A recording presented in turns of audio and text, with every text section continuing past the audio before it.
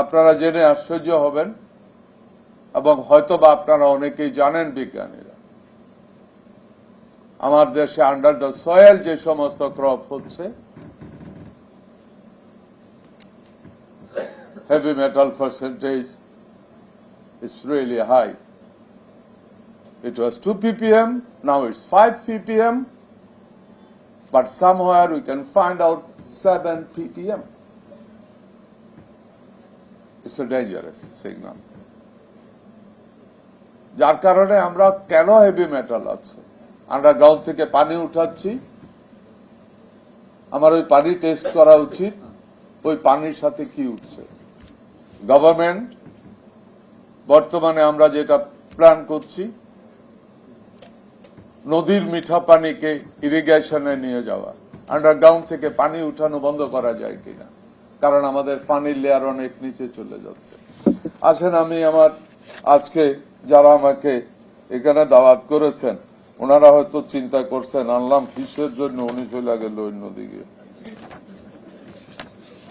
হ্যাঁ না, আমি ফিশ নিয়ে কথা বলছি, আসলে সবই তো আমার। আপনাদের আমাদের এখানে ফিশের উপর অনেক রিসার্চ হয়েছে, আমরা এই ফিশ রপ্তানিমুখী ফিশে যেতে হবে। রপ্তানি করতে হলে কোয়ালিটি লাগবে, প্রোডাক্টিভিটি বাড়াতে হবে, একই সাথে কোয়ালিটি।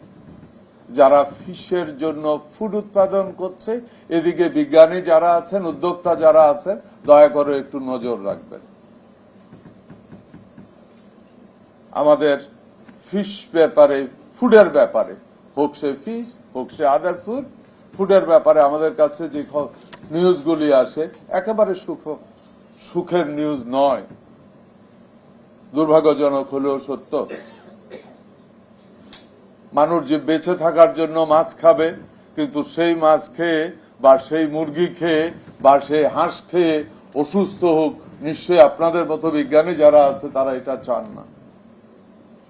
ভালো লাগে যখন আপনাদের উপস্থাপনা দেখি, এগ্রিকালচার ইউনিভার্সিটি থেকে অসংখ্য ছেলেবেলারা বেরিয়ে আসছে। আমার রাজনীতির পাশাপাশি আমি টুকটাক রিসার্চ ওয়ার্কের সাথে জড়িত আছি। আমি আজ থেকে প্রায় 40 বছর আগে এগ্রিকালচারের সাথে জড়িত, আমি অর্গানিক ফুডের সাথে জড়িত।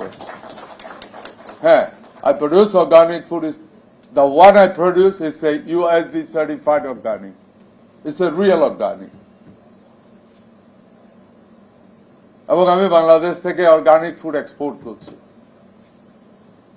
এবং বাংলাদেশে অর্গানিক ফুড প্রোডাকশন করা সম্ভব।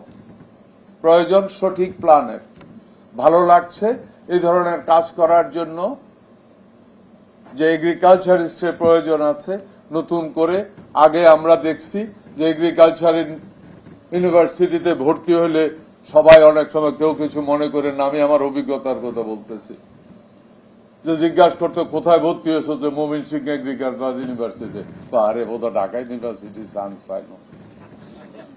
That was the believe me, এটাই সত্য ছিল। কিন্তু আজকে এটা ঘুরে গেছে, যে অমুক ইউনিভার্সিটি এগ্রিকালচারে পড়াস, ইটস এ ব্রাইট ফিউচার। উপস্থাপক বলে গেছে অনেক ছেলেবেলে বেরিয়ে আসছে, তাদের জব নাই। জব না, সরকার চায় আগামী দিনে এই সমস্ত এগ্রিকালচারে যারা বেরিয়ে আসবে তারা এন্টারপ্রেনার হিসাবে সামনে এগিয়ে যাবে। গভর্নমেন্ট তাদেরকে হেল্প করার জন্য সম্পূর্ণ প্রস্তুত। আমাদের অনেক পণ্য হারিয়ে যাচ্ছে, এগুলিকে আবার ফিরিয়ে আনতে চাই। আপনারা জানেন, নিশ্চয়ই জানেন, আমাদের ব্ল্যাক বেঙ্গল, আমাদের জিআই পণ্য অলমোস্ট হারিয়ে যাচ্ছে। কিন্তু black Bengal is one of the best goat in the world, highest productivity, disease very less, and আমাদের 1000 বছরের ইতিহাস। এবং meat fibre is thinner than even the chicken. আমি কিছুদিন আগে বেশ অনেকগুলি অ্যাম্বাসেডারকে নিয়ে কাচ্চি ব্ল্যাক বেঙ্গলের বিরিয়ানি খাওয়াইলাম, কারণ আমার মার্কেটিং করতে হবে। এই সরকারের টার্গেট এগ্রো পণ্য হবে আগামী দিনে বাংলাদেশের সবচেয়ে বৃহত্তম রপ্তানি পণ্য। তো আমি বেশ কিছু অ্যাম্বাসেডরকে ডেকে আমি বললাম যে তোদেরকে আমি বিরিয়ানি খাওয়াবো, বলে we like the biryani, okay fine. তো সে তো বিরিয়ানি খাইছে, বলে যে কিসের বিরিয়ানি? আমি বললাম যে তোরে আমি ব্ল্যাক বেঙ্গলের বিরিয়ানি খাওয়াবো। তো সে চিন্তা করতেছে ব্ল্যাক বেঙ্গলের কিছু লোকে নাম জানে, কিছু লোকে জানে না। খাওয়ার পরে প্রথম কয়েকজনে বলল যে গোটের বিরিয়ানিতে তো গন্ধ আছে, এইটাই হলো specialist, that's the only one goat in the world, no bad smell. Black বেঙ্গলের কিন্তু কোনো ব্যাড স্মেল নাই। এবং খাওয়ানোর পরে বলল যে পৃথিবীতে বহু ডিপ্লোমেসিতে আমরা ফেস করছি, আজকে জীবনের প্রথম ফুডটা ডিপ্লোমেসির মুখোমুখি হইলাম। আই ওয়াজ হ্যাপি যে এরা সবাই খুব লাইক করেছে।